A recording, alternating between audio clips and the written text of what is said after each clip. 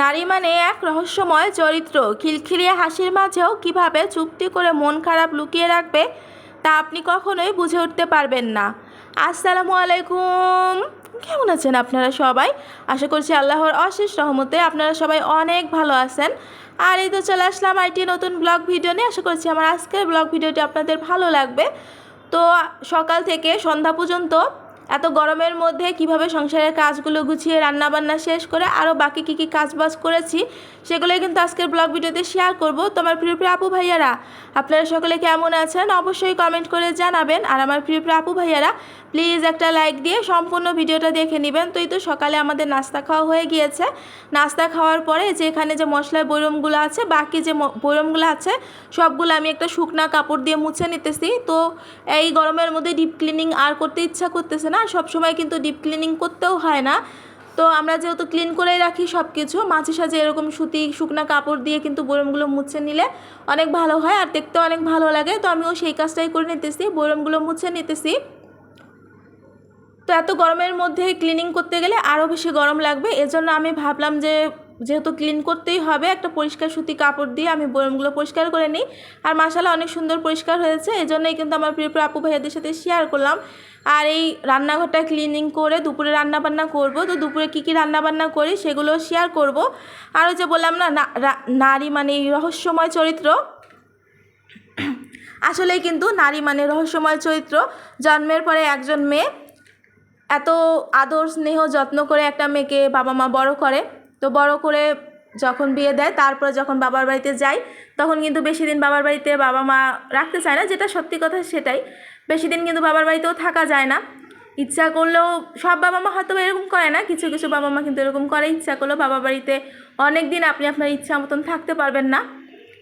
এই গেল একটা। এছাড়াও আবার বিয়ের পরে স্বামীর বাড়িতেও নিজের ইচ্ছা মতন চলতে পারবেন না। শ্বশুর শাশুড়ি থাকে, ননদ যা ভাসুর অনেকেই থাকে, তো তাদের মন মতন চলতে হয়। তো নারীদের আসলে জায়গা কোথায় আমি এটা বুঝে উঠতে পারি না।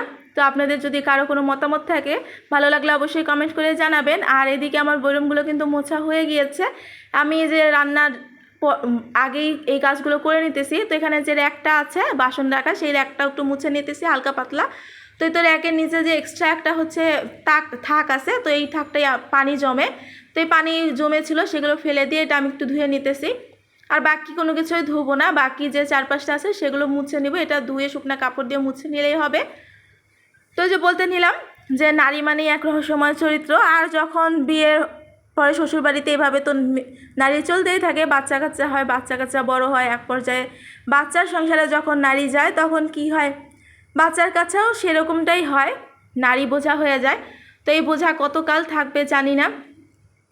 তো হয়তোবা সবাই বোঝা না, আমার মতন যারা আছেন তারা হয়তোবা বোঝা, আমি কিন্তু বোঝা, এটা স্বীকার করে নিলাম। যাই হোক, মনের কথা আমার প্রিয় প্রিয় আপু ভাইদের সাথে শেয়ার করলাম। জানি না, অনেকের ভালো লাগতেও পারে, অনেকের ভালো নাও লাগতে পারে, তবে আমি বলতে না, আমার মতন যারা নারীরা আছেন আমার কথাগুলো শুনলে যারা যারা ফিল করবেন বা বুঝতে পারবেন, আসলেই কিন্তু আমি না, মেয়ে মানুষ মানেই কিন্তু এমনও এক সময় আসে যে সময়ে কোনো কিছু প্রকাশ করা যায় না, কারো কাছে বলা যায় না।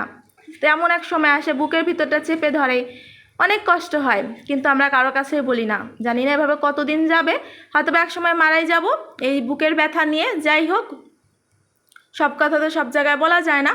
আমার বুকের ব্যথা না হয় আমারই থাক। আর এই যে এখানে র্যাকটাও কিন্তু আমার মোছা হয়ে গিয়েছে। তো আমার প্রিয় আপু ভাইয়ারা, আমি সকল আপু ভাইয়াদের জন্য দোয়া করি, আমার জন্য সবাই দোয়া করবেন। আর এই যে মশলা বরমগুলো মুছে চুলাটাও মুছে নিয়েছি। মাশাআল্লাহ রান্নাঘরটা অনেক সুন্দর পরিষ্কার হয়েছে। আর রান্নাঘর পরিষ্কার থাকলে রান্না করতেও অনেক ভালো লাগে। আর এই যে চারপাশটা সুন্দর পরিষ্কার হয়ে গিয়েছে, আর রান্নাঘর পরিষ্কার থাকলে খুব ভালো লাগে। সব প্রিয় আপু ভাইয়াদের হয়তো বা ভালো লাগে, আমারও ভালো লাগে। আর এই যে এখানে দুপুরে রান্না বসিয়ে দিয়েছি, ডাল রান্না বসিয়ে দিয়েছি, ডালটা বাগার দিয়ে দিয়েছি। আস্তে আস্তে ডালটা জাল করে নিব। আর আমার অনেক প্রিয় আপু ভাইয়ারা কিন্তু জানি যে ডালটা একটু বেশি জাল করে নিতে হয়, ডাল বেশি করে জাল দিলেই কিন্তু টেস্টটা ভালো আসে। আর এদিকে কচু শাক বসিয়ে দিয়েছি, কচু শাকটা রান্না করে নিব।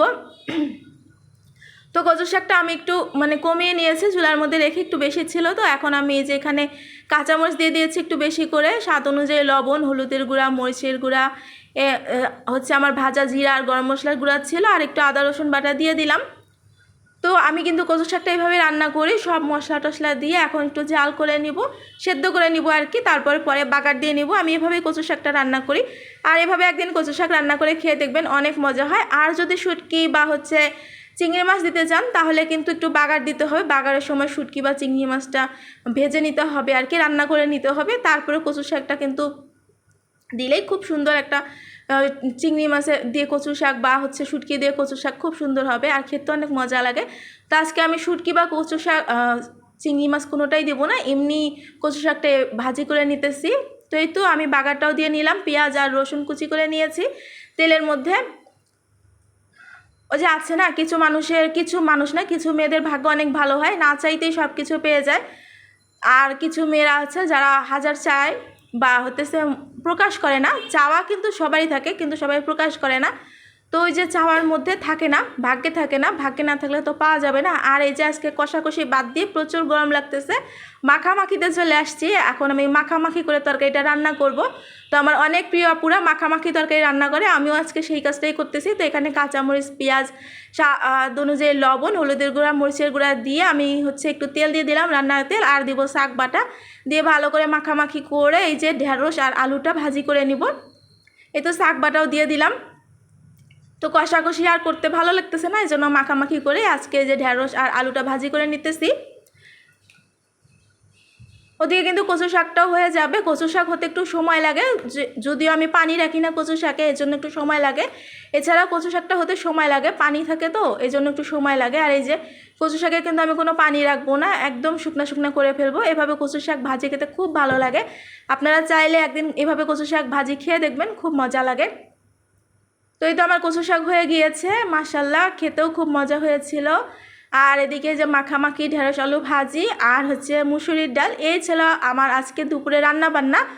তো দুপুরে রান্নাবান্না শেষ করে আরও অনেক কাজ করব। এখন যেহেতু গরমের দিন পড়ে গিয়েছে, তো আমি আগে কি করি, দুপুরে রান্নাটা শেষ করে নেই। সকালে যদি কিছু টুকটাক কাজ থাকে সেগুলো শেষ করে নিয়ে কাছাকাছির যে কাজগুলো থাকে সেগুলো করি, কারণ খুব গরমের সময় কাছাকাছি করলে কিন্তু আরও বেশি গরম লাগে। এজন্য আমি কাছাকাছির কাজটা একটু পরেই করব। তো এই তো এখানে বিছানা গুছিয়ে নিতেছি। তো আমার বাচ্চারা একটু দেরি করে ঘুম থেকে ওঠে, এই জন্য কিন্তু বিছানাটা দেরি করে নিতেছি। তার আগে রান্নাটা শেষ করে নিয়েছি। আজকে বিছানার চাদরটা উঠিয়ে নেব, কারণ বিছানার চাদরটা নোংরা হয়ে গিয়েছে, এজন্য বিছানার চাদরটা উঠিয়ে নিব। তো আমার প্রিয় আপু ভাইয়ারা, আজকে যারা নতুন আমার চ্যানেলটি ভিজিট করবেন, প্লিজ আমার চ্যানেলটি সাবস্ক্রাইব করে আমার পাশেই থেকে যাবেন। আর যারা যারা আমার চ্যানেলটি সাবস্ক্রাইব করে আমার পাশেই আছেন, তাদেরকে আমার মন থেকে অনেক ধন্যবাদ এবং তাদের জন্য অনেক দোয়া রইল। আর এই যে কাঁথাটা ভাঁজ করে নিলাম, কাঁথাটা ভাঁজ করে বিছানার চাদরটা উঠিয়ে নিব, বালিশের কভারগুলো খুলে অন্য একটা বিছানার চাদর বিছিয়ে দিব।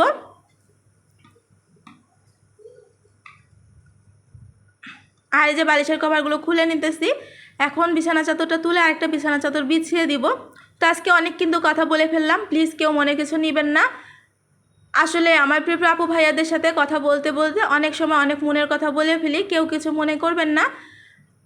আর আপনাদেরকে অনেক বেশি আপন ভাবি, নিজের পরিবারের কাছেও এতটা ভালোবাসা পাই নাই যতটা ভালোবাসা আমার প্রিয় আপু ভাইয়াদের কাছে পেয়েছি। এই যে এখানে বিছানা চাদরটা বিছিয়ে নিয়েছি। আর এই প্ল্যাটফর্মে আমরা যারা কাজ করি তারা কিন্তু জানি কতটা কষ্ট করতে হয় আমাদের। প্রথমে নিজের সংসার সামলাতে হয়, বাচ্চা সামলাতে হয়, বাচ্চার পড়াশোনা, আরও কত কষ্ট করতে হয়। কষ্ট করার পরে ভয়েস দেওয়া, ভিডিও তৈরি করা অনেক কষ্ট হয়। তারপরেও আমরা চেষ্টা করতেছি, আমরা চেষ্টা করে যাব ইনশাআল্লাহ। আর এই তো বিছানা চাদরটা উঠে বিছানা চাদর বিছিয়ে নেওয়ার পরে টিভিটা মুছে নিয়েছি, কাপড়গুলো ধুয়ে নিয়েছি, আর বারান্দায় কাপড়গুলো শুকাতে দিয়ে এসেছি। এখন যে বারান্দায় অনেক কাপড় ছিল সেগুলো নিয়ে এসে সেগুলোও কিন্তু এখন গুছিয়ে নিতেছি। আর যে বলে না, মনের উপরে কারো জোর থাকে না, আসলেই কিন্তু মনের উপরে কারো জোর থাকে না। আজকে আমার মনটার উপরে আর জোর খাটাইতে পারি নাই, এজন্যই কিন্তু আপনাদের সাথে অনেক কিছু শেয়ার করে ফেলেছি। তো ভবিষ্যতে যদি সময় সুযোগ হয়ে ওঠে, আমি আমার মনের আরও অনেক কথা শেয়ার করব। ওই যে বললাম না, নারী এক রহস্যময় চরিত্র, আসলে আমার মধ্যেও কিন্তু এমন অনেক রহস্য আছে যেটা কেউ জানে না, আমি জানাবো। আমি যদি কখনো কোনো কিছু করতে পারি বা হই, ঠিক আছে, তখন আমি অবশ্যই জানাবো আমার প্রিয় আপু ভাইয়াদের কাছে। আর কষ্ট এমন একটা জিনিস, কষ্ট কার কাছে না থাকে, কষ্ট সুখ থাকতে চায় না, কিন্তু কষ্ট সবার কাছে থাকতে চায়। কষ্ট মায়া কারো উপর থেকে কষ্টর মায়া ছাড়ে না, তাই না?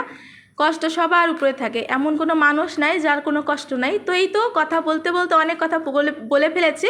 তো আমার কথা যদি কোনো ভুল ত্রুটি থেকে থাকে প্লিজ সবাই ক্ষমা সুন্দর দৃষ্টিতে দেখবেন। আর কাপড় টাপড় ভাঁজ করে শাওয়ার নিয়ে নিয়েছি, বাচ্চাদের খাওয়ানো শেষ। এই তো সন্ধ্যার পরে নাস্তা দিয়ে দিয়েছি, এখানে পরোটা সুজি বানিয়ে নিয়েছি আর হচ্ছে চা।